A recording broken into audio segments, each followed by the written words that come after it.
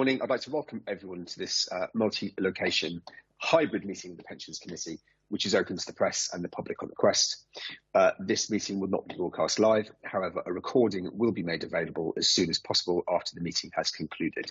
We welcome the use of Welsh language at meetings, although I've had no requests for people to speak Welsh today, so this meeting will be conducted in English only.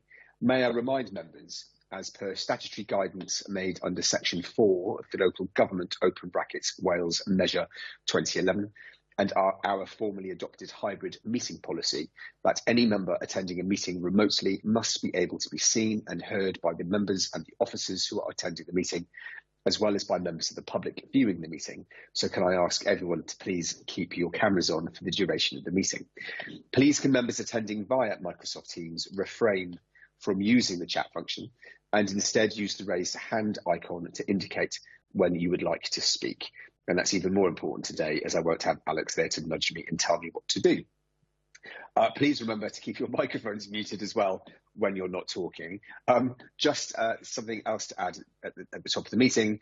Unfortunately, something has come up this morning. I'm going to have to leave at 11:45, so I think I'm going to try and get through the substantive items of the public items of the agenda at a clip, so we have 20 to 25 minutes from about 11:20 onwards to go through the items in the exempt section. So is everyone happy with that? Can't see any hands. Perfect. Right, in which case, let's get cracking. Agenda item number 1, attendance and apologies. Over to Jade. Thanks, Chair. We've had apologies from Councillor Tew and Councillor Gordon this morning. Excellent, in which case everybody else is here, so that's good. Moving on, agenda item number 2, declarations of interest. Back to Jade. Thanks, Chair. In respect to Councillor Haller, I have that yourself as contributor. Is that correct? That's correct, thank you. Thank you. Councillor Williams, I have both yourself and your wife are both in receipt of a pension and contributors. That's correct, yes. Thank you. And then in respect to yourself, Chair, I have that your father and 2 other family members are in receipt of a pension and you are a contributor. Yes, that's correct. Thank you. Excellent. Item number 3, minutes of the Pensions Committee of the 18th of March 2024.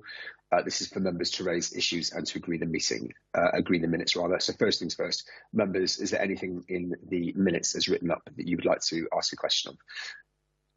Polly's raised a hand. I'll take Polly first. Hi, Chair. Can we just confirm Councillor Best's interest? I've got down that you're not in receipt of a pension and you're not a contributor. Yes, correct? That's right. Yeah. Thank you. Okay, thanks, Polly. Slapped wrist for both me and Jade. But moving back to agenda item number 3 then. So members, having read the minutes, are there any issues or matters arising in the minutes? David, anything in the chamber? I'll take that as a no. In which case then, by raising hands, members, can you agree the minutes, please? Oh, great. I can see David will take those as accepted. Thank you very much. Item number 4. Now, these are for information only. These are the draft minutes of the Pension Board meeting of the 24th of April 2024. So actually, as ever, as Ian is here, Ian, is there anything in particular you would like to point us in the direction of? Thank you, Chair. No, nothing to add to the minutes, nothing particularly to draw your attention to. Okay, fantastic. So members, is there anything that's jumped out at you that you'd like to discuss or ask questions about? In which case, I think we can take those as noted. Thank you very much. Agenda item number 5, then on to the substance of the meeting, and it's over to Jo for the administration report. Thank you, Chair. Just a couple of updates from me. With regards to My Pensions Online, the statistics you can see there of the number of members registered for My Pensions Online. We are currently drafting the active and deferred newsletter, which will be distributed in August, informing members that their annual benefit statements are available via My Pensions Online. So this exercise always leads to an increase in the number of members registering for My Pensions Online. So hopefully we'll see those stats increase over the next few months. Cybersecurity, so I continue to meet with the Chief Information Security Officer, and one thing that we are working on at the moment is a specific business continuity plan for the fund, which will set out the roles and responsibilities for officers in the pension fund and actions that are required to reinstate functions or services following a major disruption. So I think this will be a very good piece of work to be carried out with the fund. McLeod, so the fund continues to work on McLeod, and all business as usual cases include the underpin now where applicable. One thing to mention is that benefit calculations are taking longer to process due to the additional work that's required to get records in a McLeod ready state. And just a bit of information about teachers' excess pension on point 6.2. So teachers' pensions are in the process of contacting employers where they have identified employees who have LGPS-linked excess service.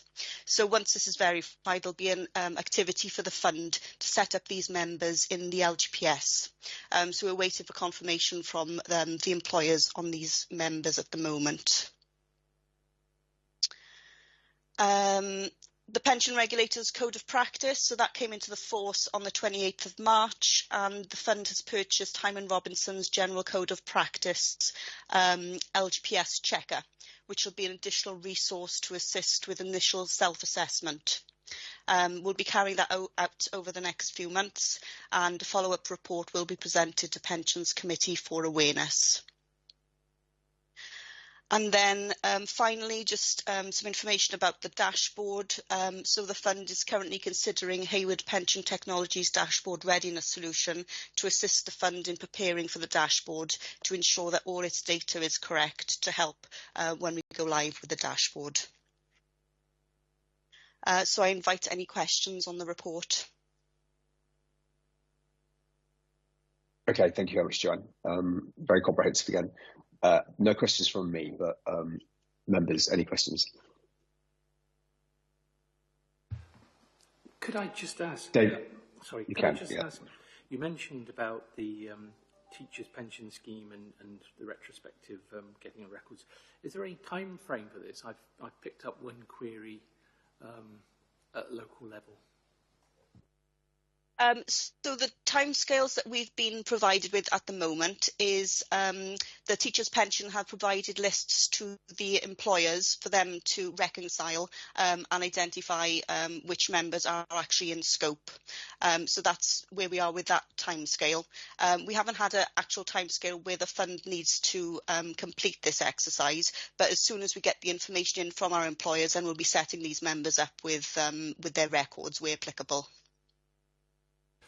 Just to confirm, presumably then for those members who are retiring around now, it will be retrospectively calculated back? Yes, so it's anybody since 2014 who would have had this teacher's excess pension. So any retrospective calculations will be carried out.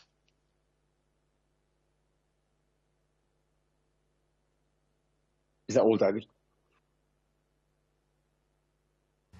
Thank you, Chair. Okay, thank you very much. I do have a question, actually, Joanne, and I should know the answer to this one. I also chair that committee. But has the LGA provided any comparative data on the uptake of the My Pensions Online Visa fee funds? And is there any benchmarking we can do to see how good, bad, or indifferent our take-up is compared to other funds?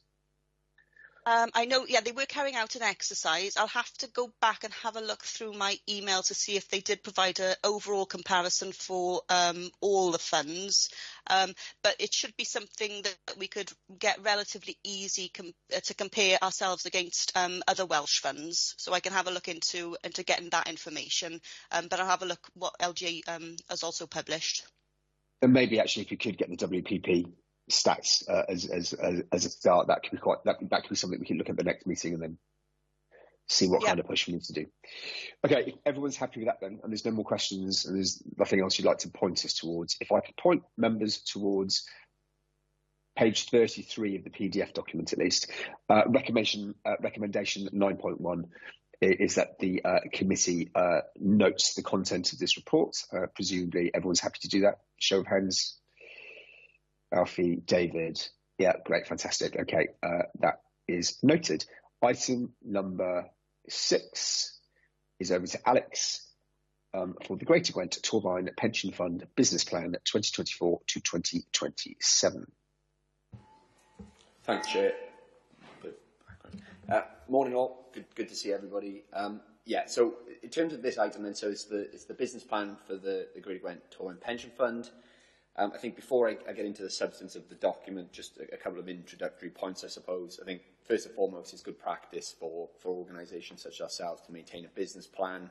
To my knowledge, it's the first of its kind that this fund has had, so it's certainly documented in this way. But it's been something that's sort of been aspirational for a number of years now, particularly as the agenda and the focus that we have continues to expand.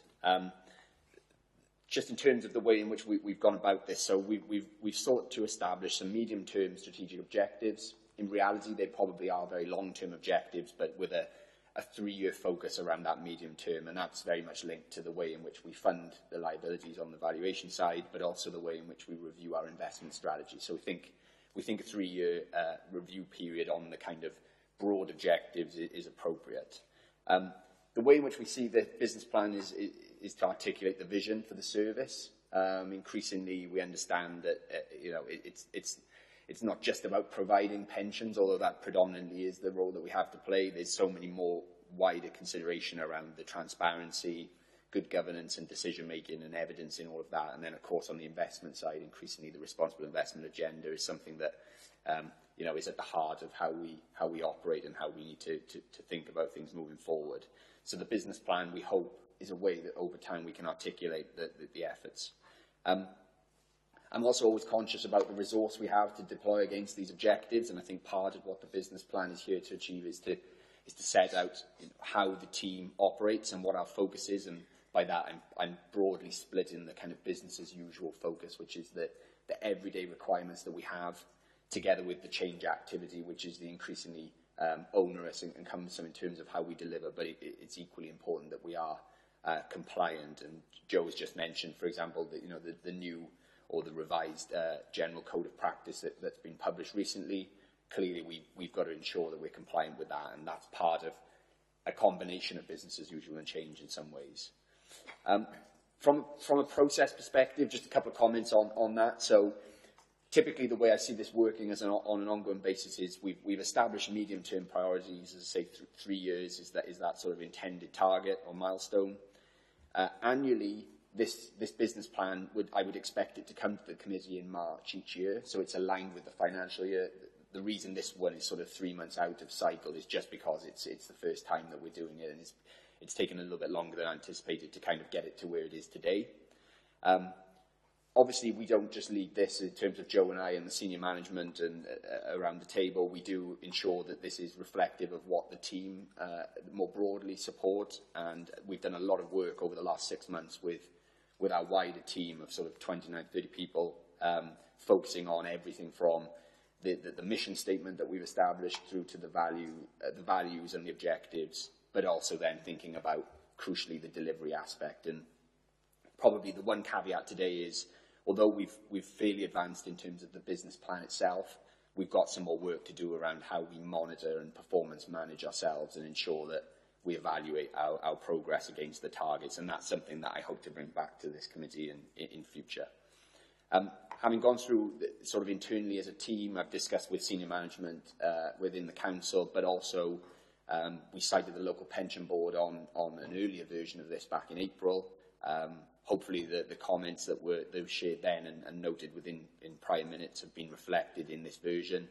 And that's pleasing. I think that the final point that we have around resources is clearly the committee approves the annual pension fund budget every year.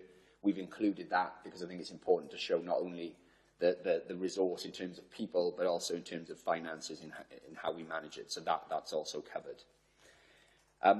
Really what we're looking for today, and I can make a couple of high-level points from the document itself in a second, is for support from the committee to approve this document in principle with effect from immediately, essentially. We look to publish it in the next couple of weeks. So this is essentially the annual plan for 24-25. And as I say, then going forward, we would expect to bring this forward in around 9 months' time as the 25-26 plan and so on. At the point that we reach the final of the annual period of the 3-year cycle, we'll then have a review of the strategic objectives to ensure that they remain fit for purpose. I think if I can, I'll just talk to a couple of the pages in the business plan itself. So I'm referring to the appendix from page 37. We've utilised the council's engagement team, essentially a communications team, who've helped with developing this business plan, and there's some ongoing work in terms of the final editorial piece, but I think generally we're pretty pleased with the way that this is established. We thought it was useful to put some big data in just to emphasise really where the resource of the service is taken. Much of Joe's team lead that. We regularly talk about My Pensions Online, and there's some data in there, but I think interestingly, the volume of calls and emails that flow into the service regularly is something that, I think it's important that we highlight when we're providing the service. We've also included some key statistics, which you'd expect. I think, obviously, it's a snapshot at a point in time, that point being 31st of March, around valuation, funding level. All of this will be very familiar to you. As part of the work we've done, we've summarised the year prior, but with a focus on the year that's coming. I think the point that I would call on is page 41. This is where we spent the majority of our time, both as a team, but also what we discussed with the board back in April, essentially establishing our mission statement, as well as the values and the key objectives. So the mission statement is cribbed there. I won't read it word for word, but hopefully that resonates with the members in terms of what we're trying to achieve. It's all about long-term. We are obviously funding long-term liabilities and ensuring people are comfortable in their retirement over decades. But obviously collaboration, being prudent and cognizant of our investment management costs and objectives is obviously clear, and governance is at the heart of all of that, ensuring we're successful in what we do. Our values, we've highlighted. There were a number we considered as a group. We determined 3, but there could have been more, and I think that hopefully comes through in terms of some of the objectives. Just in terms of those objectives that we've highlighted, most of this is hopefully fairly straightforward, but the accessibility and ensuring that our members and our employers are informed is something that the pensions regulator in particular is really clear on. There's an expectation, or there's a concern, I think, across the industry that not enough people in society understand their own pensions and how much they need to save in retirement. And I think, unfortunately, those decisions or that acknowledgement takes a lot longer and doesn't allow people sufficient time to plan. So that's something that's we're conscious of, and I think Joe's Pension Awareness Days that we've run as a fund is an example of where we're trying to ensure that our membership is well informed at a much earlier stage to help with their planning.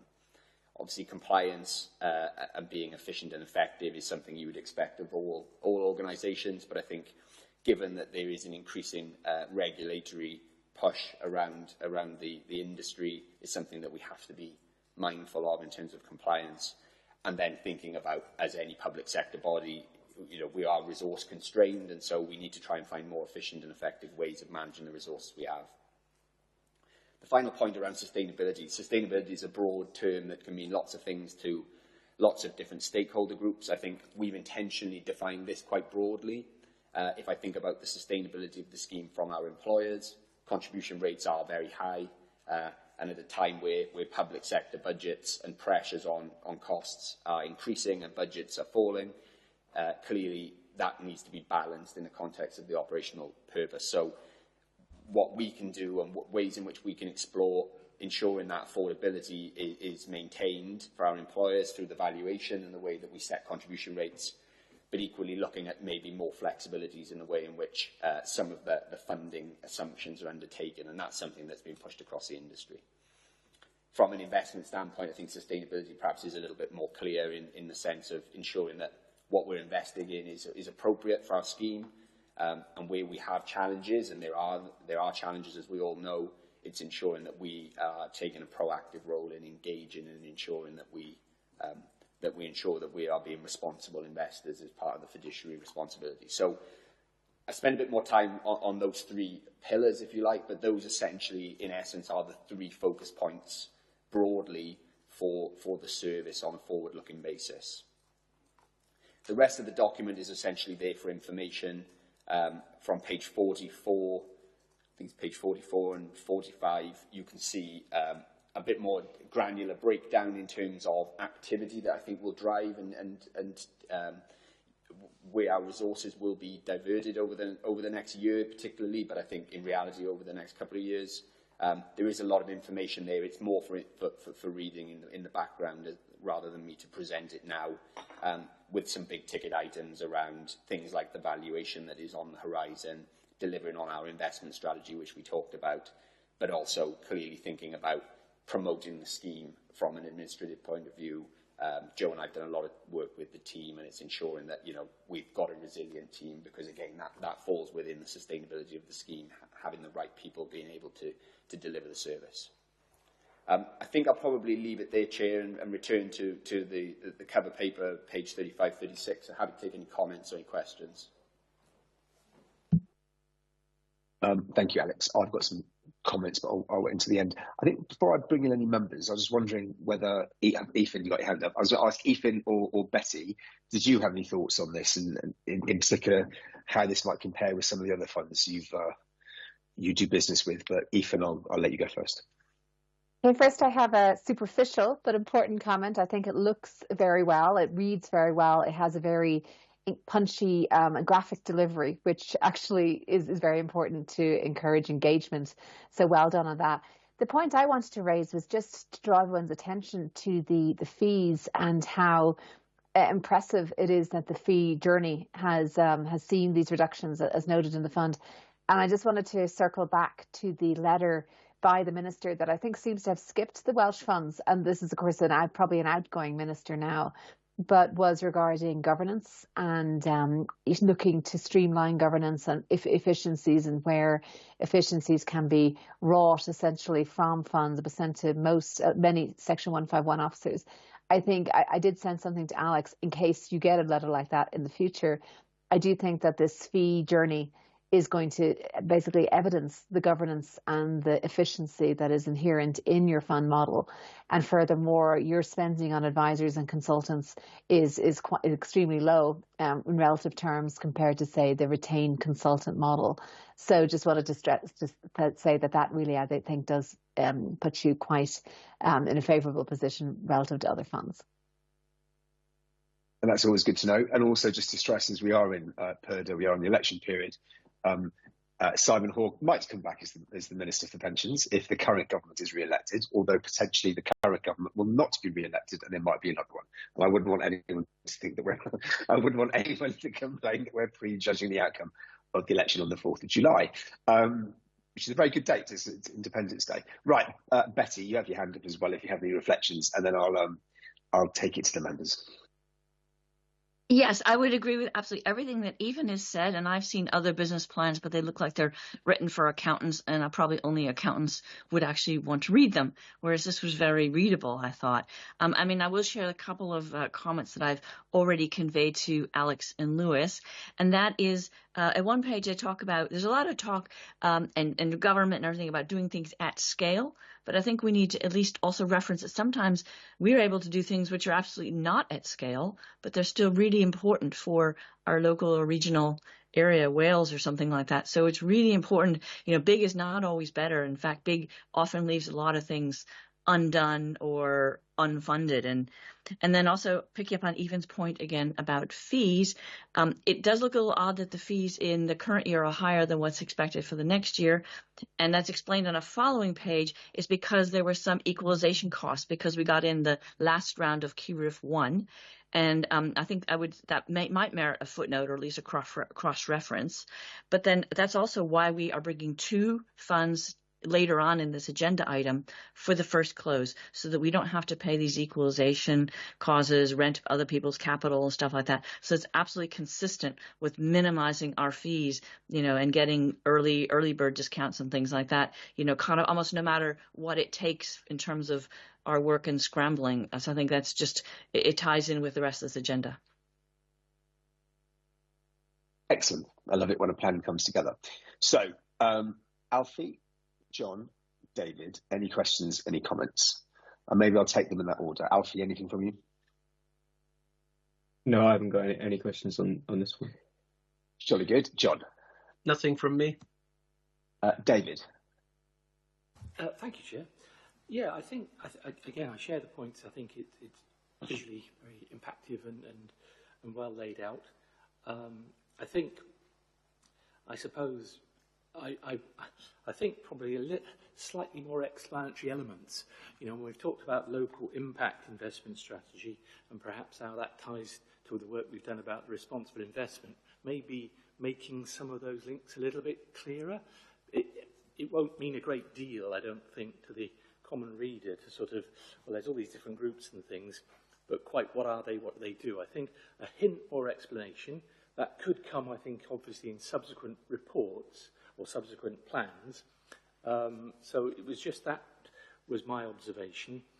Very useful for high level, but then probably some translation, if you like, between the high level to the change activities and the plan. So a little bit of explanation for me would have been quite helpful to have covered that so that people knew what was meant by those things, what they did, what their purpose was.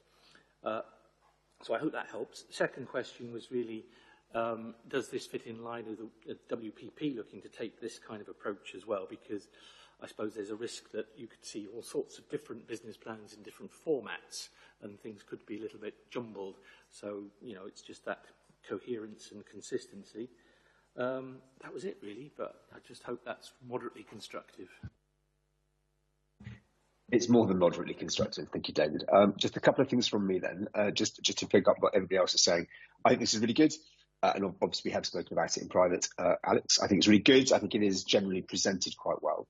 A couple of issues, I think, just to work on in the next week or so.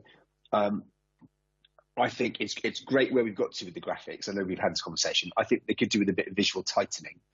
So maybe some of them could do with a bit of finessing, I think, but that's a conversation to have with each other offline. I agree with David on some of the issues around some terms or some issues that we're referring to could do with a bit of an explainer at some point in the text. I think as a rule, we've done really well to boil it down and make it not too impenetrable. But I think, and I'm happy to do this when I get some free, if I get some free time next week.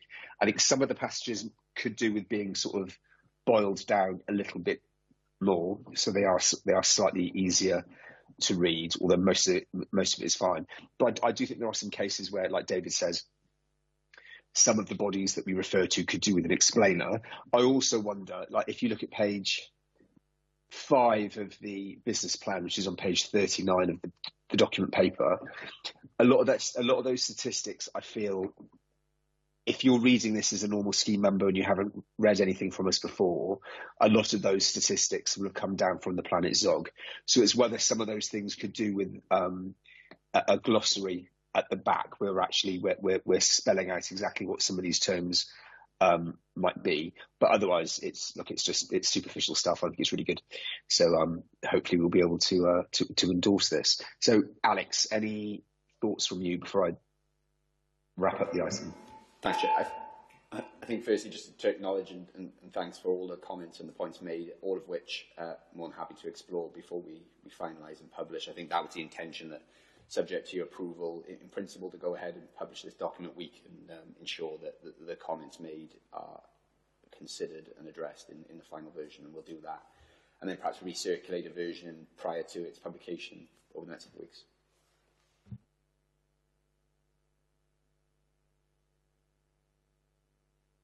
I hate sharing online. I've always got too many windows open and I can't find the pesky paper. Right, so that's great. The only reflection I had, which is going completely off the point, those of us who were big Britpop fans in the mid-1990s, and there must be some of them on the page, that yellow page 2 of the business plan, which must be what, page 30, must be page 38, it reminds me of Select magazine, the monthly Britpop music mag. They did one where they basically they mocked it up as a packet of cereal, and it looks exactly the same as that. So maybe Neil is of a similar vintage, and he's been lying about his age all these years. Anyway, right, recommendation is on page 36 of the papers, and it's point 5.1, and it is that members of the Pension Committee note the contents of this report and approve the Pension Fund business plan for 2024 to 2027. If members could raise their hands, please. Right, amazing. That's all of us. That is carried. Thank you very much. Bear with me when I get to the next page. Right, it's agenda item number 7. This is Alex again, and this is the quarterly investment performance report up to the end of March 2024. Thanks, Chair. As ever, there's lots of information in this quarterly report for members to digest in their own time. I think I'll just make a couple of headline comments and then take any questions if there are any. So I think, first and foremost, this is the quarterly performance report through to the 31st of March 2024. So as ever, there is a sort of 3-month lag. Pleasingly, it was a strong quarter for markets in general, and the pension fund experienced that in its own right. So performance was just shy of 6%. Outperformed the benchmark return of 5.49, so nearly 0.5% outperformance, which is really pleasing. As ever, we like to quote it in cash terms as well to bring a bit of context around that. So 231 million increase in the valuation of the fund over that 3-month period, taking it to 4.249 billion. 12-month performance to the end of March was 12.77%. As ever, there's sort of industry benchmarking that's carried out, a universe comparison. We only received it last week, but I think the pleasing indication from that is we're well in the sort of upper quartile in terms of performance relative to our peers across the universe. So that's been another strong period of performance. On a long-term basis, obviously we are long-term investors. We always look at the longer term and perhaps pay slightly less attention to those short-term moves. 3, 5, 10-year, and since inception, which dates back to the 90s, performance is ahead of the assumed return across all of those timeframes, which, to the comments made in the prior item about scheme sustainability, I think that's a key point. As you might imagine, the real driving force behind a lot of this performance is our equity performance. Fixed income has been a bit more muted, I think, is really sensitive around the inflationary environment and interest rates, and perhaps interest rate cutting cycle, and the fact that is perhaps slower than anticipated earlier in the year. So that's generally the issues that may be experienced there. Multi-asset income has performed well, as we might expect in a sort of a more favourable environment on the equity side. We are down to just one mandate, as the committee will be aware, following the two sort of liquidations/merger that we didn't proceed with last year. And property seems to finally have sort of stabilised in terms of the net asset value following a turbulent couple of years around mini-budgets, either side of mini-budget events. Just in terms of an update, in terms of where we are today, the fund's up a further 11 million-ish since the quarter end. So although it's a more muted quarter, performance has continued to be strong from that perspective. I would just turn you to page 54 of the papers just to briefly make a comment on where we are in terms of positioning. I think it'd be remiss to not refer to this, given that we agreed the strategy before Christmas. Clearly, so just a brief reminder of how this table is presented to you. The furthest column to the right-hand side is the strategic allocation. They are the weightings that were agreed at the investment strategy back in December. Moving from right to left, the asset allocation is where we were positioned at the end of March. The third column from the right, or the second in from the left, is essentially showing the same information in monetary terms. So this shows how we're invested, and then to the left-hand side, you can see the breakdown of where we're allocated. The points to raise, I think, are we've been overweight our equity allocation for a number of years. That's been twofold. One, we've been waiting on the WPP to support us with a number of the solutions. And two, the primary reallocation of some of that overweight allocation is into our real assets, which sit at the bottom of the table.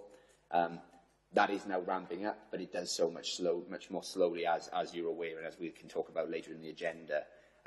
So I would expect to see that overweight for another couple of, certainly in those sort of 18 months to 2 years potentially, as we manage that. But clearly, while those asset classes are performing strongly, it's not such a bad problem to have. We're just managing that carefully. I think the remainder of the report, as I said, is there for information. There's lots of content. I think the key point is the fund is performing well, moving in the right direction, but happy to take any comments or any questions at this stage, Chair. Okay, excellent. Thank you, Alex. Members, any questions? Alfie? He wasn't listening. Alfie, I was trying to find the tab, like you were saying. Yeah. I don't know if you're taking questions on this bit yet, but with the Invesco Credit Partners 3, is there any concern there with it being drawn this quarter and falling straight away, or is that expected from private credit? Sorry, Councillor, I missed the first part of your question. Could you just repeat that, please? The Invesco Credit Partners funding round 3, where a small amount of it's been drawn, 18 million or so, and the return is 0.981, so on page 56 at the bottom of the table. Is there any concern there, or is that to be expected? No, that is to be expected. It's a good observation. Essentially, that even though we made that commitment around 12 months ago, the first capital was called in Q1 as the table states, and so this is at such an early stage. We can almost pay lip service to the money on invested capital measure in the final right-hand side column at this stage. It's probably 12, 18 months before we can draw some conclusions. I see Betty's got a hand up. I don't know whether there's anything to add there, Betty. Yeah, I'm going to say exactly. This is a brand new fund, and I think it had the first drawdown, a fairly large drawdown, just because for the initial investors. And that would have also loaded, for example, all the fees and expenses on this. As new investors come, they're going to have to actually bear their share and also pay us back for renting our capital. So we'll actually get some money back, but it's just sort of mathematical. If you have X amount of fees and a small amount of people who've been in the first funding round, then it all gets lumped onto them. And then other people, this is how why I had the bigger, expense last time when we joined the QRIF at the end, because we had to pay our share of expenses, which might have dated back a couple of years, and management fees. So that will equalize over. That's what they call the J curve, where initially your investment appears to go down before it goes up. And particularly you have that if you're one of the first investors. But that's also how you make the most money. But good observation. Does that satisfy you, Alfie? Yeah. Yes, thank you both. Jolly good. David, anything? Not really, Chair. As I said, this obviously is a reflection back on performance in the year past. I suppose the only thing is, do we feel we're making good, reasonable progress in terms of our allocation targets, given that we've still got some way to go. I know, Alex, you touched on it a little bit, but and obviously we're going to be discussing potential around real assets a bit further down the line. But I guess it's just the assessment of whether we're realistic in those allocation targets and making decent progress. I think it's a good observation, and one I would want to ensure members are I'd give that explanation. So I think, yes, the targets are realistic, but the time scales in which we achieve them is something we talked a lot about last year, the strategy review. I see that 3-year period that we have to align the targets. When we set the strategy back in 2019, I think it was ambitious in the sense of our commitment to the real assets and the private markets piece was definitely there, but our ability to deliver those investments was perhaps not as readily available because the WPP hadn't matured at that stage. And locally as a fund, we hadn't really matured. But I think we are now in a position where we have those tools at our disposal to be able to reallocate.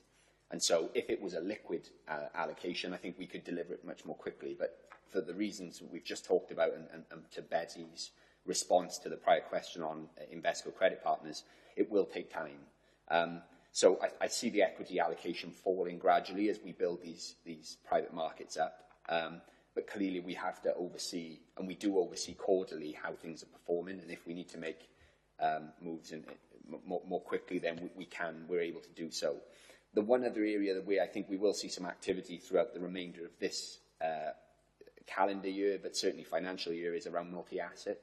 We talked about the fact that we lost 2 of our 3 managers and strategies last year. We've had some positive conversations with at least one prospective investment manager and strategy that we quite like. That will be some due diligence that we'll carry out on that throughout the rest of this year. So we should be able to return closer to target in that area, albeit it's a smaller range of around 2.4% short versus the bigger ticket stuff, which is in the equities overweight and the real assets underweight. But going forward, we can continue to report our progress in terms of where we are against this allocation, if it's helpful to give that context of where we are in delivering the strategy. Excellent, thanks, Alex. Sorry, David, yeah. I was only saying thanks, and also just to sort of comment that actually I found it was a very helpful report. It was fairly straightforward to follow and useful to see the different elements set out. So thank you for that. I suppose the only bit would be that sort of comparator year on year as sort of how our investment balance, if you like, is moving. But small observation only. Thank you. Thank you, David. I know Betty's got a hand up again. It's just to say we took the decision this month to have a less expansive version of this item on the report because of PERDA. Because obviously we didn't want to get into any position where we were speculating on current affairs too much with the election pending. But I know Betty got your hand up. But I was wondering, Betty, if there's anything else you'd like to raise, but also Ethan, if there's anything like super meta high level, which doesn't involve anything too political, more than happy for you to both to say your piece. So Betty, I'll go with you first. Yeah, I was just going to say, I thought this was also a very useful way to present this. And it is probably a fair statement that when we, back in 2019 said we would go for all these private markets things, nobody had any idea how long it would take to get things going. However, it's not a race. It's important to get it done correctly. And that being said, I think if we hadn't been doing what we call our DIYs, think where we would be. We'd over half of what we have is the so-called DIYs. So, while we haven't been just sitting on our hands, we've been thoughtfully, systematically, developing this ourselves in ways that I think are parallel to, complementary and parallel to what we have agreed through the pool. And eventually, hopefully down the road, this will all converge. But I think it'd be a bit different discussions if we hadn't done DIYs. I think that's completely right. I agree with that 100%. Ethan, anything you'd like to add?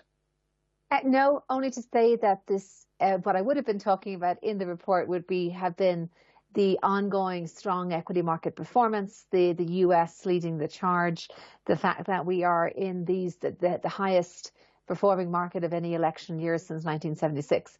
So again, your current asset allocation has really stood you in good stead with that. The global allocation similarly, with the US, with technology companies continuing to demonstrate extraordinary resilience. So again, we don't know whether this is all soft landing, hard landing, postponing the inevitable. It is a big election year, but I'd say it's very, very reassuring to see the portfolio work as it has. Jolly good. That's a nice pat on the back. So, Alex, is there anything else you'd like to raise? Anybody else in the room have any questions, comments? Anybody else online? I'm feeling generous. Put your hand up if you do. Right, in which case, generosity over. I'll point members to page 57 of the pack. So the recommendation is at 11.1.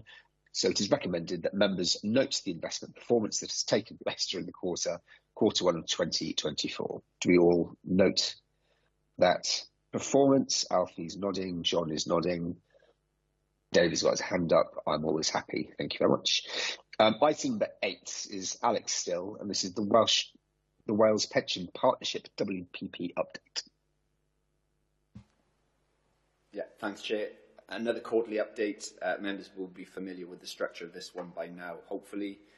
So this report really covers the substance of the WPP activity through to the last formal meeting of the Joint Governance Committee, which was on the 13th of March 2024. The next meeting takes place in a couple of weeks' time on the 17th of July, and so the substance of that will follow at your meeting in September. Appendix 1 is the minutes, draft minutes of the JGC. They're there for information, and happy to take any questions on any of that if there are any. I think probably the Appendix 2 is where more of the substance is, and I'll just turn to that a second and make a couple of comments. So this is page 95 of your agenda pack, or from 95. So there's some updates on the acquisition. We've talked about this for a number of quarters now. The previous entity named Link Fund Solutions were acquired by Waystone Group. That was all completed in October last year.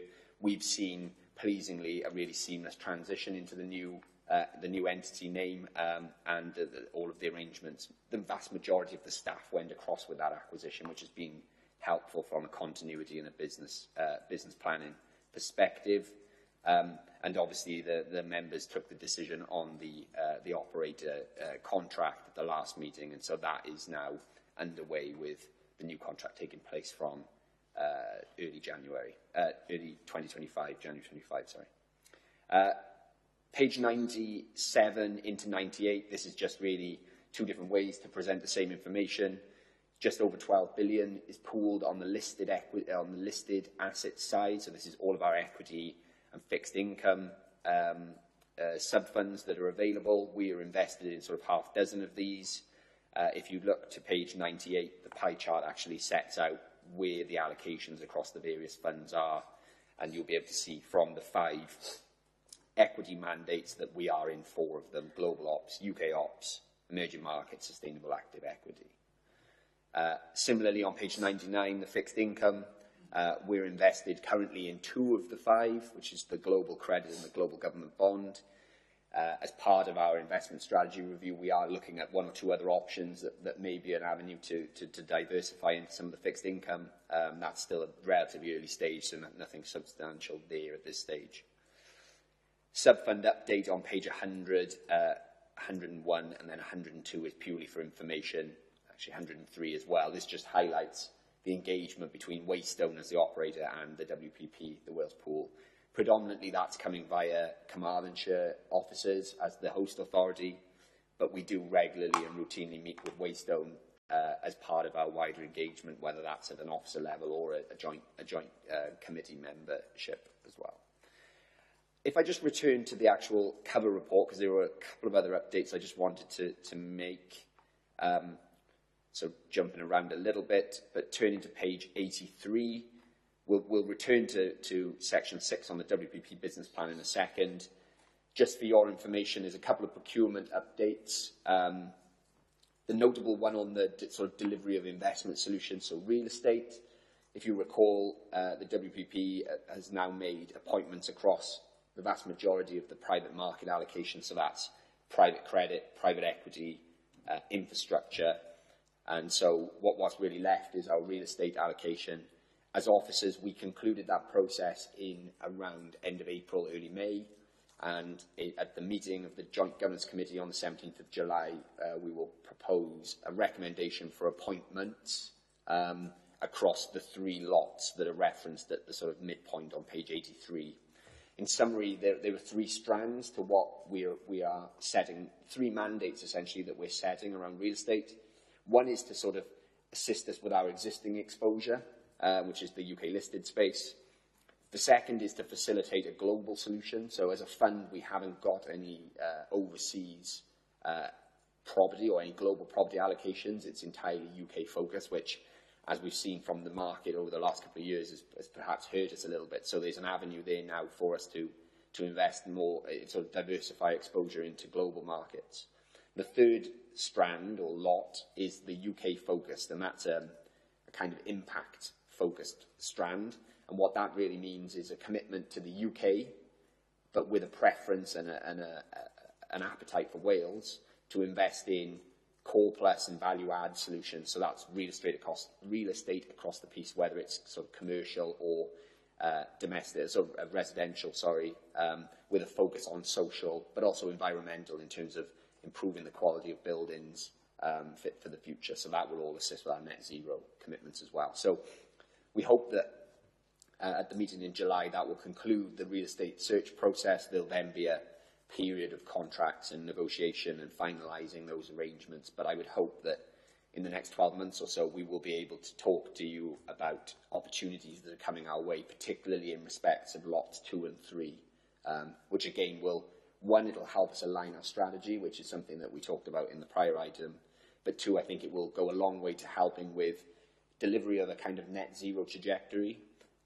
It will help with our pooling allocation because we'll be making these investments via our pool, so that'll be further increasing our sort of 75% pooled allocation as it is today.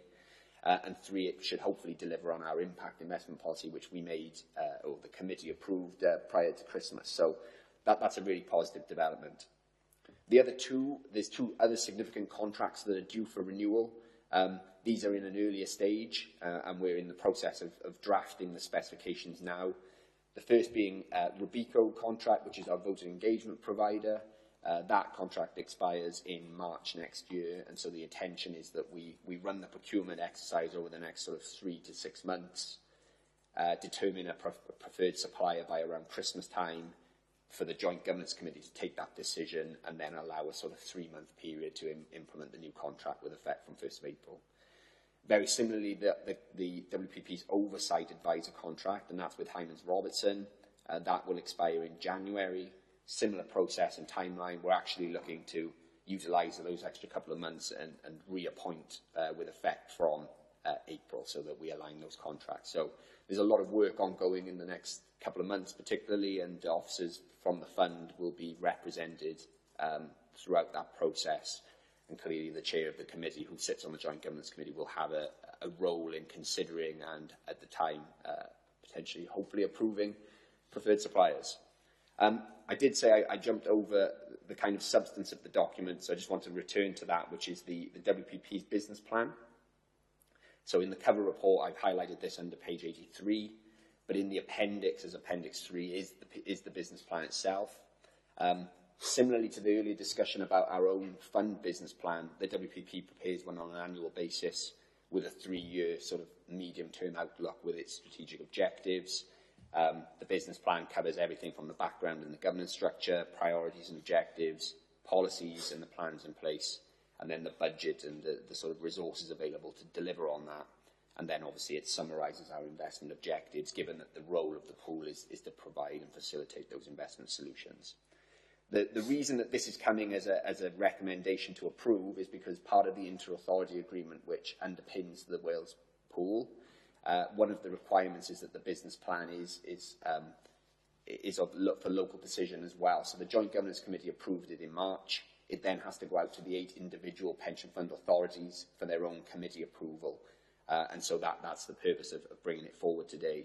Subject to the committee approving that document, it'll then be published in accordance with the WPP's timelines. I won't go through the detail of it because I think hopefully it's largely self-explanatory, but happy to take any comments or questions. Chair. Thank you, Alex. I think what I'll do is I'll sort of winnow out the 2 things we're looking at. So first off, if any members have any questions or queries about the wider update from WPP, I'll take those now. So Alfie, John, anything online? No, David?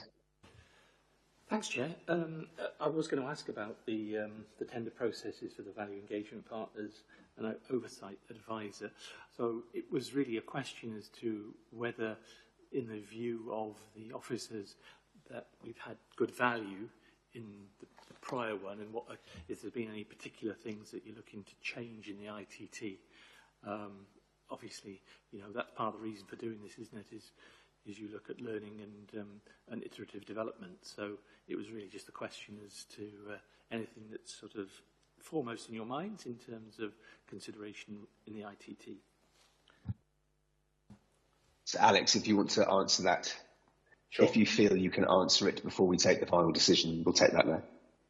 Yes, I'll be quite brief, but I think good observation, good question. In terms of the value, I do believe both contracts have added a lot of value to the partnership over the sort of 5, 6, 7 years, particularly the oversight, given that Hymans have been with the pool since its formation.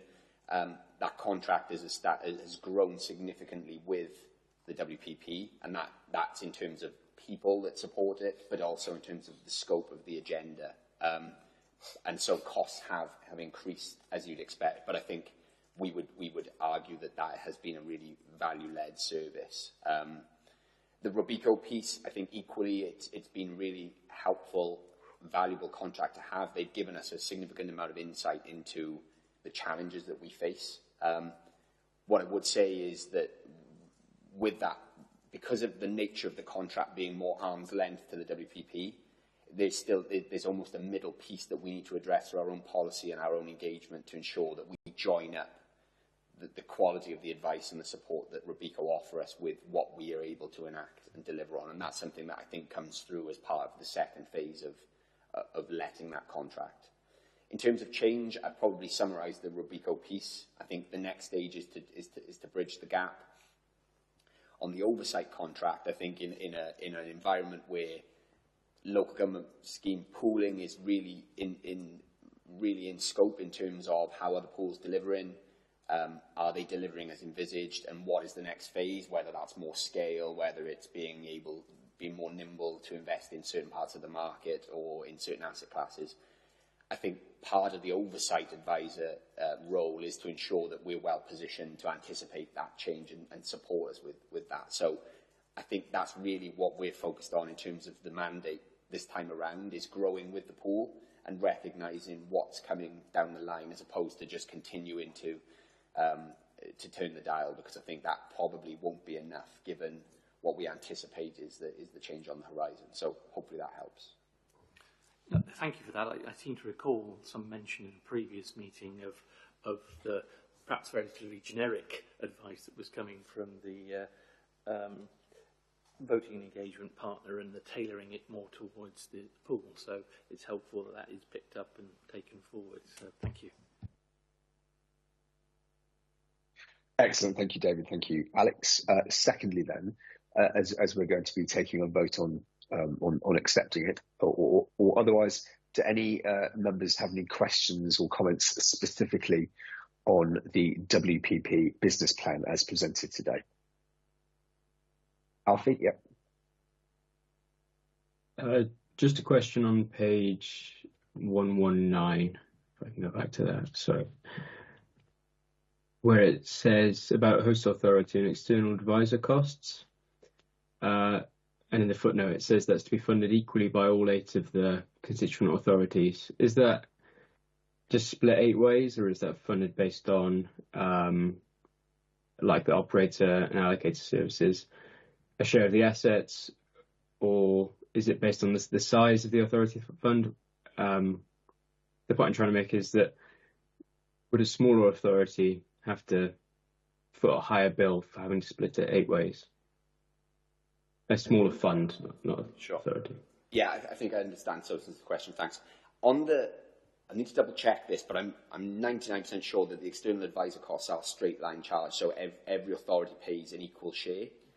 And I can understand why you might feel that the size of the fund may impact on that. But essentially, we are all receiving the same advice, and a lot of what the external advisors are preparing is advice around policy, how you structure an investment sub-fund, for example. So it's quite, the advice is on behalf of the WPP, so hence why we share that equally. But as you've quite rightly pointed out, the operator and some of those allocated costs are more pro rata based on value of your interest in that particular investment.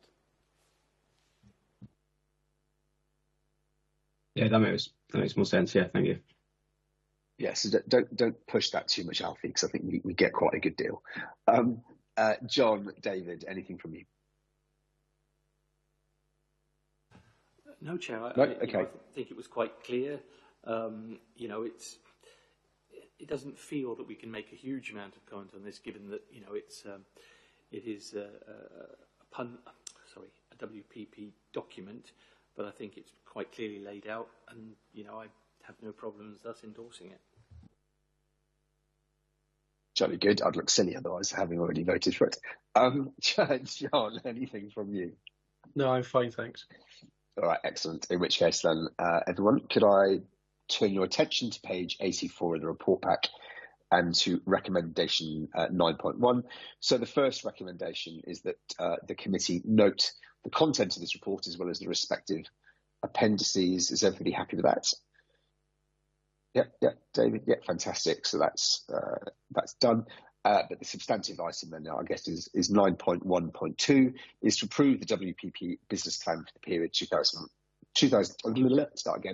To approve the business plan for 2024 to 2027. If I could see by show of hands, please. Yeah. Just about to see David. Excellent. That's carried. Fantastic. Moving on then, item number 9 is back to Joanne, and it's the elected member training. Thank you, Chair. So Pension Committee members will be familiar with this report. The training log for 23-24 is available in Appendix 1. What you will see in Appendix 2 is the annual training programme that officers have developed for Pensions Committee and Pension Board members for 24-25. Just a few comments on this. So you'll notice that cybersecurity training is down at the moment in Q1, but we're actually going to host that now after the next Pensions Committee meeting in September. And also the fundamentals training, which I know some members have already attended in previous years, is now open for booking. So what I will do is, following this meeting, is to send an email around to Pension Board and committee members asking for any interest if they want to attend it. It follows the same format as previous years. It's held in October, November, December. So I'll circulate that following the meeting. So I invite any comments on the annual plan, and if there is any other training that Pensions Committee members would like to attend or would like us to organise, then please let me know and we can add that to the training programme for the forthcoming year.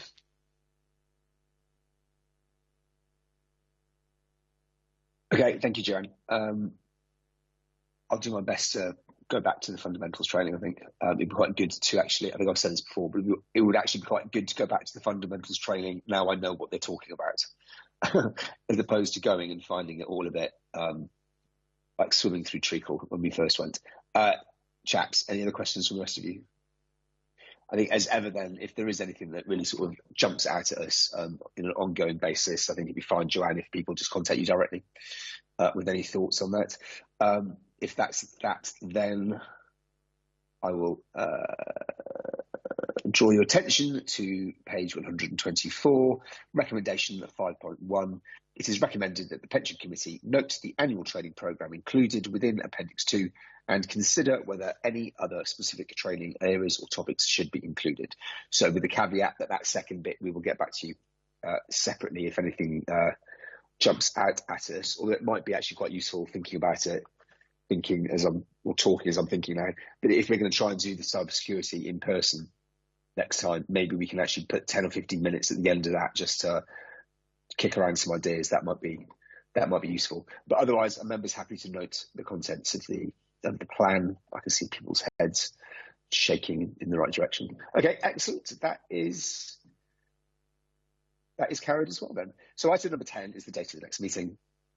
It's September already, so that meeting will be the 16th of September 2024. Put it in your diaries, folks. Agenda item 11 is the exclusion of press and public.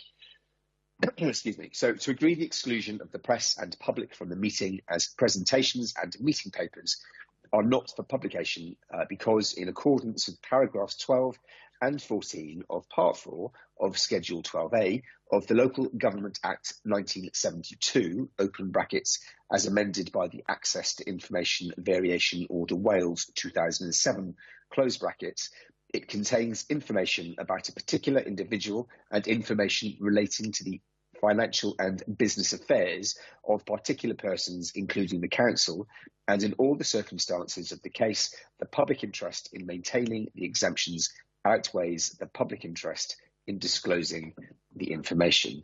So, members, are you happy to agree the exclusion of press and public? Yeah. Alfie? Yeah. David? Yeah. In which case, I'm happy to allow members of the board and the advisors to stay as ever. It's good to have your thoughts on some of these issues, but otherwise, Alex, Jade, could you please ensure that any observers still in the gallery are asked to leave? And Jade, could you please turn off the recording device? I sound like my dad.